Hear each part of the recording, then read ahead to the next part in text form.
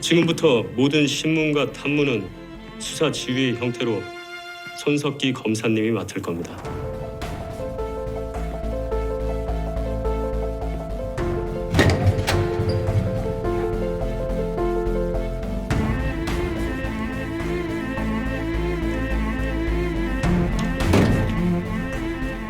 부탁드릴게요. 알겠습니다.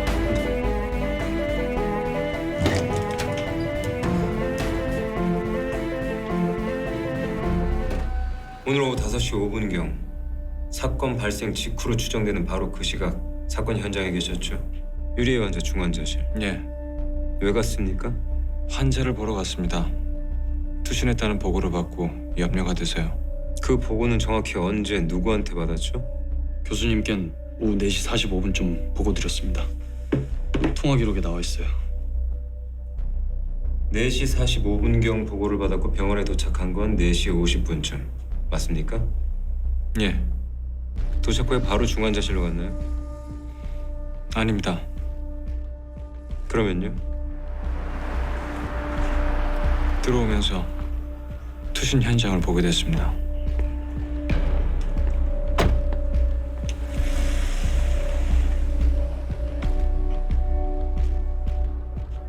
거기서 바로 옥상으로 올라갔습니다.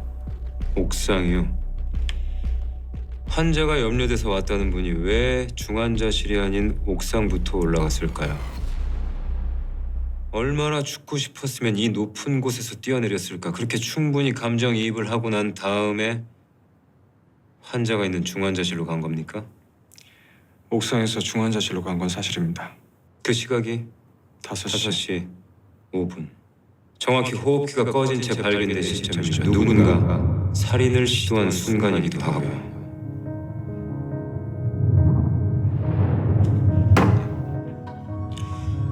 도착했을 땐 이미 호흡기가 꺼져 있었다.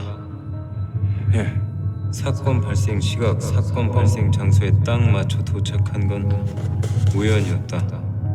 예, 예, 뭐 사실이라 치고 하나만 더 물을게요. 오늘 내 마지막 대답이 될 겁니다. 누구 마음대로요? 좀 피곤해서요. 정식 취조 아니지 않습니까? 정식으로 해볼까요? 해보든가요. 정식으로 영장 가지고 와서.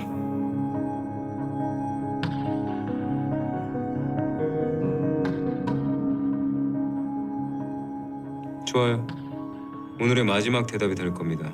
당신이 피곤해서가 아니라 제가 정말 알고 싶은 게 이제 딱 하나 남았으니까.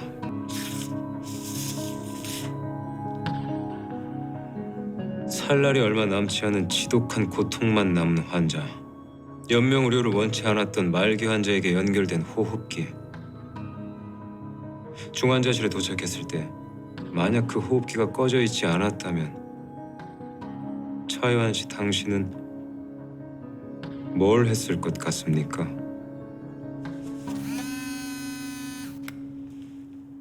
예, 확인됐나요? 예. 직접 보면 되겠네요. 차 교수님의 말 못하는 진실이 CCTV에 있는지 없는지.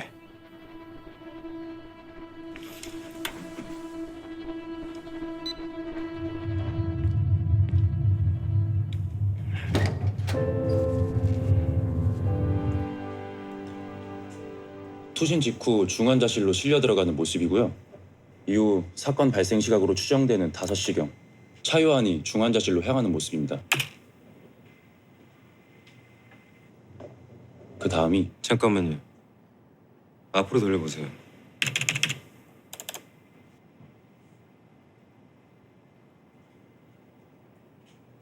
왜 달리지? 예? 환자 호흡기를 끌어가는 건데 왜 달리냐고요. 마치 위급한 환자를 살리러 가는 것처럼. 이 이전 영상들 전부 다 들어보세요. 어디서부터 어떻게 달려온 건지. 호흡기를 끌어간 게 아니라 꺼진 호흡기를 켜기 위해 달렸다.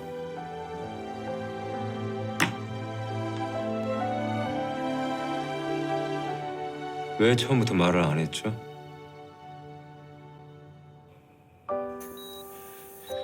환자가 의식이 돌아왔을 때 가장 먼저 알게 된 사실이 아들이 엄마의 호흡기를 끈 일로 경찰 조사를 받고 있다는 소식은 아니어야 한다고 생각했습니다.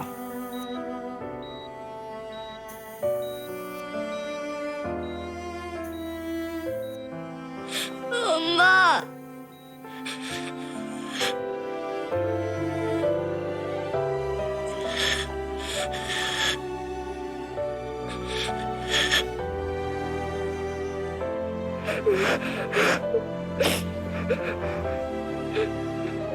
엄마!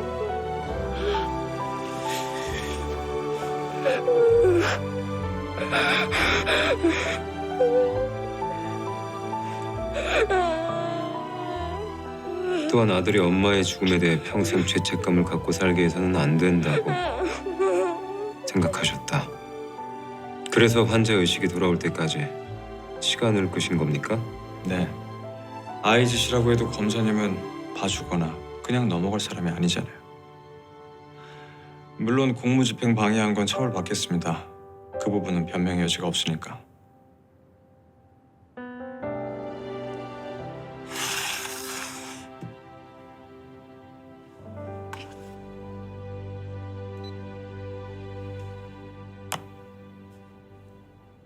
어제 책을 한 권 읽었습니다. 뭐 이런 내용이 있더라고요. 의학의 궁극적인 목적은 인간을 행복하게 하는 것이다.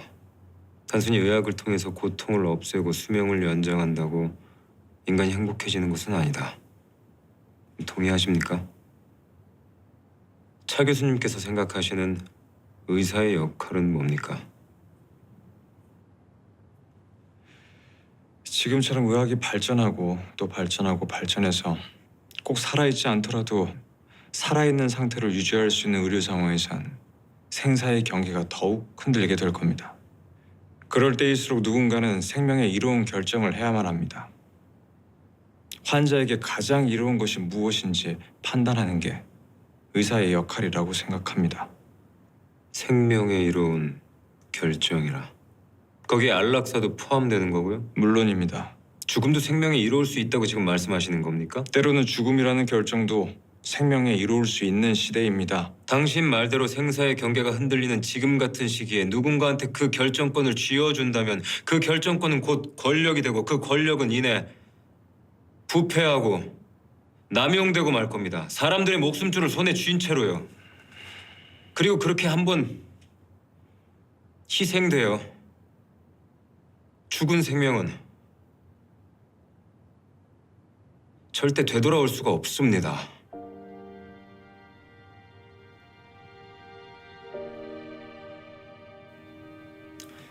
생명의 이로운 결정이 항상 죽음인 것은 아닙니다. 다만 생과 사의 경계에서 환자한테 가장 이로운 것이 무엇인지 마지막까지 최선을 다해 고민하고 결정할 뿐입니다. 그 결정이 옳은지 아닌지는 법의 테두리 안에서 판단받을 일입니다. 모두를 만족시킬 수 있는 법은 없습니다. 모두를 만족시킬 수 있는 의료도 없듯이 법도 의료도 그 시대에 맞춰서 가장 우선이 되는 가치를 찾을 필요가 있다는 것입니다.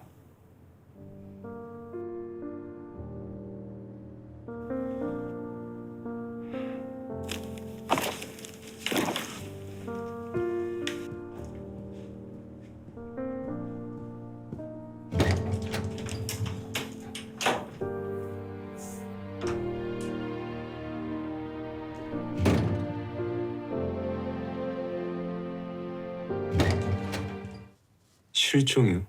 예, 축대수 환우 중 한 명이 실종 신고가 들어왔었습니다. 여기 한번 와봐요. 와볼만 해요. 낮에 한세병원에서. 맞죠?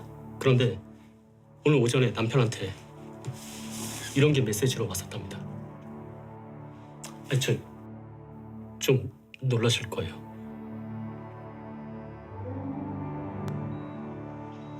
여보, 이제 남은 시간이 두세 달이란 얘기를 들었어요.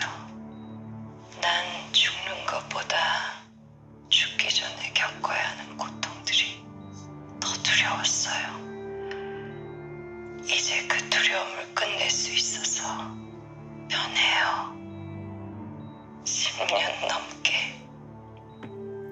병수 밟드느라 고생 많았어요.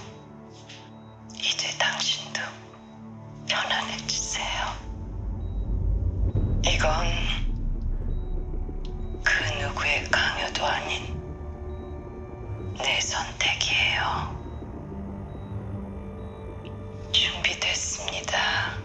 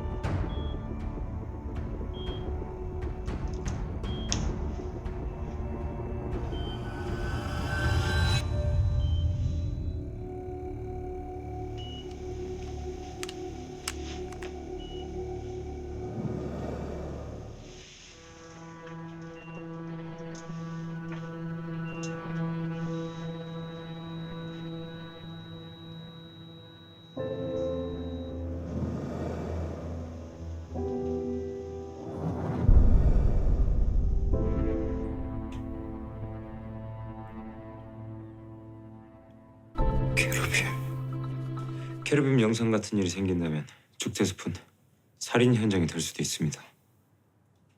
출동할까요? 시간이 얼마 없습니다.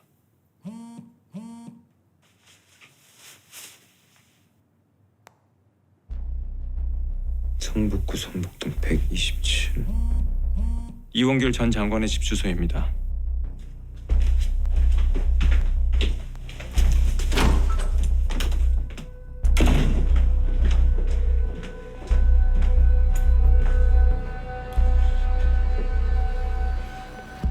뭡니까? 이원길 전 장관 집 주소라고 얘기했잖아요. 그러니까 그걸 왜 나한테? 뭐 아는 거 있어요? 전에 나한테 어떤 약에 대해서 얘기한 적 있죠. 만일 행복감을 느끼면서 편안하게 죽을 수 있는 약이 있다면 캐로빔. 그 영상 봤어요? 네. 그 약에 대해서 알고 있었던 거죠. 예. 그래서요. 캐로빔하고 이원길 전 장관하고 어떻게 연결돼 있는데요? 그 영상을 보여준 사람이 이원길 전 장관이고 영상을 본 장소가 장관 집이에요. 이 정도면 혐의 충분하죠. 체포해요, 빨리. 왜 납니까? 왜 나한테 알려주는 거냐고요? 상대가 상대인 만큼 어떤 외압에도 굴하지 않고 집요하게 수사할 사람이 필요했어요. 그 집요함 이런 데 좀 써요. 나한테 말고.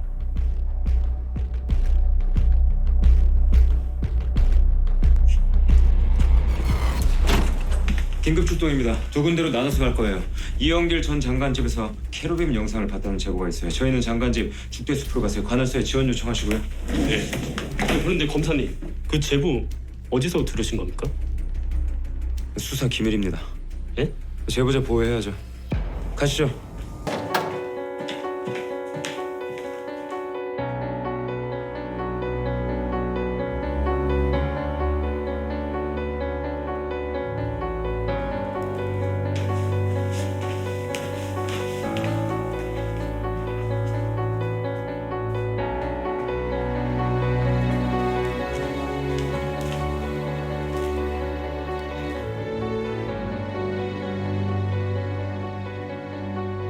사망했습니다.